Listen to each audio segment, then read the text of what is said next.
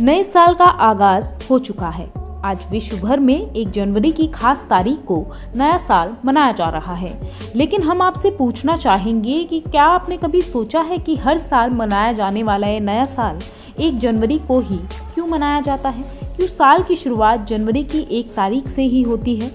अगर आपके मन में भी ये सवाल खड़े होते हैं तो आज इन सवालों का जवाब हम आपके लिए इस वीडियो में लेकर आए हैं। इन सवालों का जवाब जानने के लिए हमें इतिहास में झांकने की जरूरत है। बता दें, 1 जनवरी से नया साल मनाने की शुरुआत आज से करीब 2000 साल पहले जूलियस सीजर ने की थी। जूलियस सीजर एक ईसाई थे और उन्होंने ग्रेगोरियन कैलेंडर की शुरुआत की थी।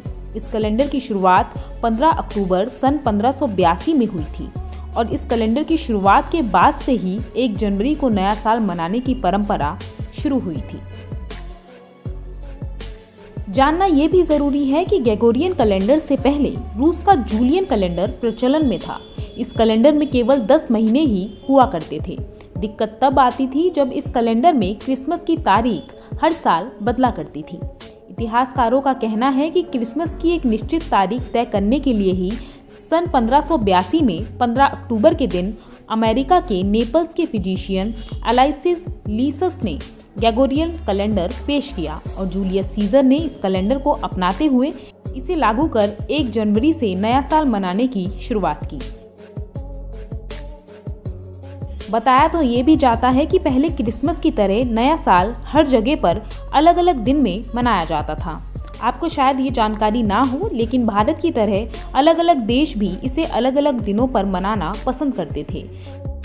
लेकिन फिर रोम के राजा नुमा पोपिल्स और जूलियस सीजर ने इस प्रथा में बदलाव किया। उन्हीं के दौरान रोमन कैलेंडर में 1 जनवरी को नया साल माना गया। अब सवाल ये उठता है कि रोमन कैलेंडर में बदलाव कैसे हुआ? ये कहानी भी जूलियस सीजर से ही जुड़ी है। कुछ इतिहासकारों का मानना है कि सीजर के दौर में 1 जनवरी को नया साल की शुरुआत होने से पहले रोमन कैलेंडर मार्च में शुरू होता था। लेकिन ईसा मसीह का जन्म, उनकी मृत्यु और दोबारा जीवित हो जाने की बात को 1 जनवरी के महीने की पहली तारीख से जोड़कर देखा जाने लगा।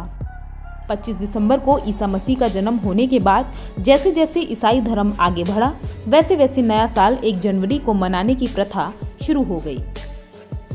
अगर आपको हमारे द्वारा दी गई जानकारी पसंद आई हो तो हमारे चैनल को सब्सक्राइब करना बिल्कुल भी ना भूलें। आज ही डाउनलोड करें देवभूमि इनसाइडर ऐप।